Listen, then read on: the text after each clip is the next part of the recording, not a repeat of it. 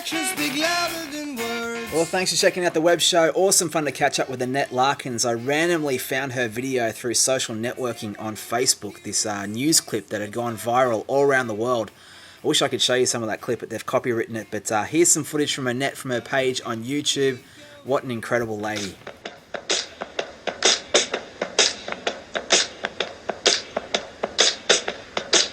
How would you like to lower your risk of cardiovascular disease, cancer, hypertension, diabetes, stroke, and obesity without the use of conventional medications, all which have some side effects? Hippocrates, the father of modern medicine, said it best: let food be thy medicine, and medicine be thy food.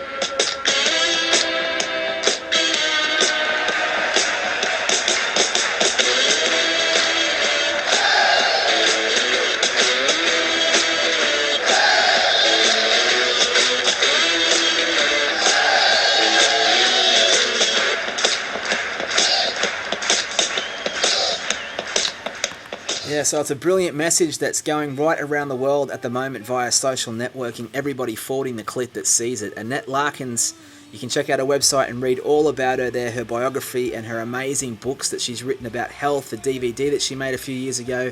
We swapped some phone calls and agreed to meet on Skype, and this is what happened. So this is fun to actually record an interview with you on Skype. It's amazing technology, isn't it? It's absolutely grand. I tell you, these are the best of times. These are the worst of times. That's what Charles Dickens said in A Tale of Two Cities, and that can go for any time because this is really what's happening. Well, it is amazing to find a clip of you on Facebook that's been going right around the world, and now to talk to you on Skype. So it's nice to see your face to face. We've had a few chats on the phone, of course. Yes, indeed. It's great to see you as well. And how's the response been? So tell me, I mean, there'll be a lot of people seeing this thinking, wow, I've seen that lady from the video. It has been enormous. It has been enormous, and it's incredible. It really is incredible. I just can't, I mean, it's surreal, you know? It's like, what's happening? I mean, when it all just rushed, and every time I got a call, somebody saying, well, somebody sent it to me, and then they're sending it to other people. It's just going all around and everything, and I think it's great because obviously people are sick and tired of being sick and tired. These are the older folks. The younger folks don't want to be sick and tired because when they're young, of course, and vibrant, then they feel invincible. But I think they're recognizing that there will come a time that if they do not do something to make a change, that they will be in the same shape they're seeing other people in, and I think they're trying to avoid it. This is what the mail that I'm getting indicates. Right, and so your story briefly is that you have been eating raw foods for quite a while now, and how did that come about, that change in thinking for you to change your diet and want to make a difference in your life? Well, I became a vegetarian at 21 in 1963, and of course my husband at the time owned a butcher shop, believe that. That's probably one of the reasons.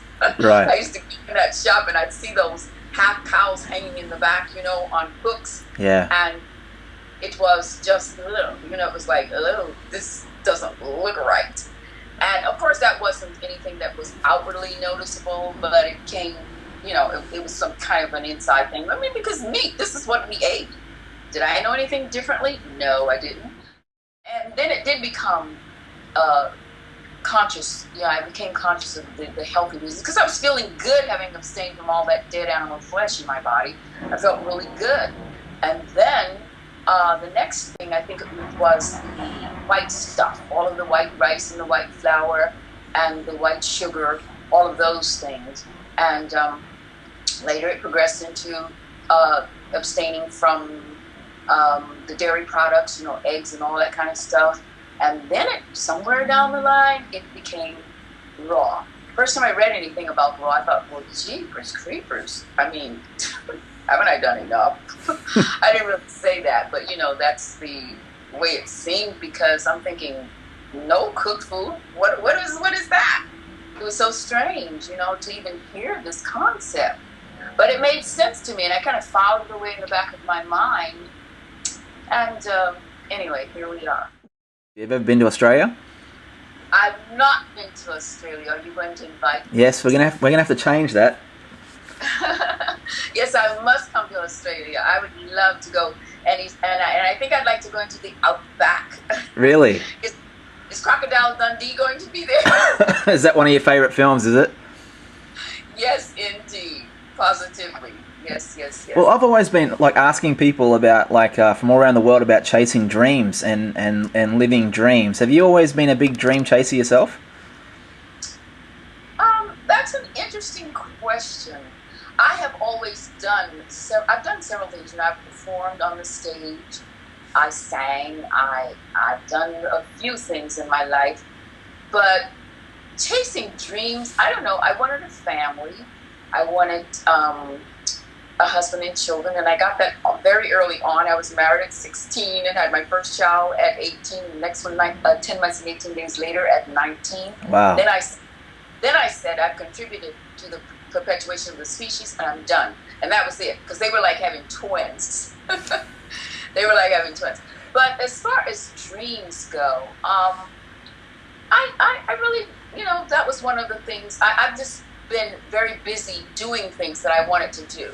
And once I did certain things, then I was going, oh, okay, I can do that. Like I sang, as I said. I sang for a period of time, and then I didn't want to really chase a dream as far as stardom. I thought when I was a little girl that I wanted to be an entertainer, a singer, or an actress or something like that. And then when it fell into my hands and I knew that the opportunity was there, that I could do it, I really didn't want it. I let it go, as a matter of fact, because when I left the singing, I was on the verge of actually preparing to be a superstar. But I chose not to because I didn't want to be a commodity. I saw things that were going on that I didn't want for myself. I didn't want to be a commodity. I didn't want people trying to manipulate me. I liked starring, but I wanted to star when I wanted to star, and then when I didn't want to, I wanted to be left alone. So I left that. And pretty much anything I've ever wanted to do in my life, I've been able to do it because I believe that you determine your goal, find out the necessary steps in order to achieve that goal, understand that there are obstacles, there are going to be obstacles, but they're not insurmountable. If you have to crawl under, climb over, go around them, or even smack dab in the middle, the idea is to stay focused, and the eventuality is that you will achieve. And I raise my ball fist above my head as I say that because I truly believe it, that we are capable of achieving our dreams, our goals, goals, dreams, whatever you want to call them. Anything I've ever wanted to do, I don't know anything that I've wanted to do that I have not done. So specifically as far as chasing dreams, I just kind of do what I want to do. Now, it's kind of usually pretty rude to ask someone about their age, but you're 70, right? That's it. You've got to be.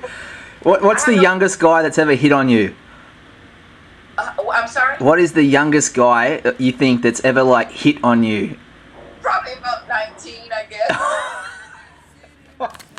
Yeah, so it's a bit of a cheeky question, but I was just dying to know the answer to that one. But obviously, being a web show interviewer, I really wanted to ask her about what she'd do if she could live the ultimate dream. Well, at this point now that I have acquiesced and decided that I'm going to be out here doing what I'm doing now, I've given, I think this is a long time ago, well, it's a long time ago, 12 years ago when all of this began with my one little booklet. It was Journey to Hell, and someone asked me on a radio show if this was my calling, if I thought this was my calling, and my answer was immediately, yes, this is my calling. But I don't know, I didn't see it. I think that I thought that I was going to be in a little room somewhere or in my house, just kind of answering questions from people who call from wherever, like Australia, and and that was kind of be it. That was going to be it. It wasn't that I was going to be really out front, because that wasn't what I was looking for. I wanted to help people, but on a smaller level, you understand.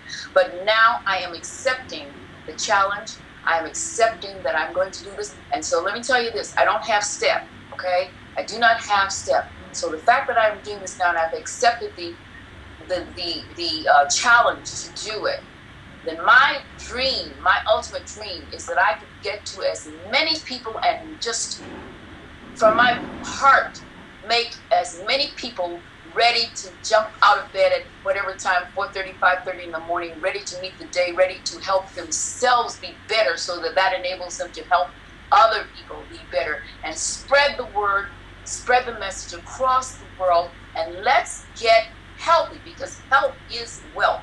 That's my ultimate dream. So there she is, the amazing Annette Larkins. Make sure you check out her website, and just an incredible story. I think she should be working with Oprah and making an amazing new health show, but let's see what happens. Thanks for watching.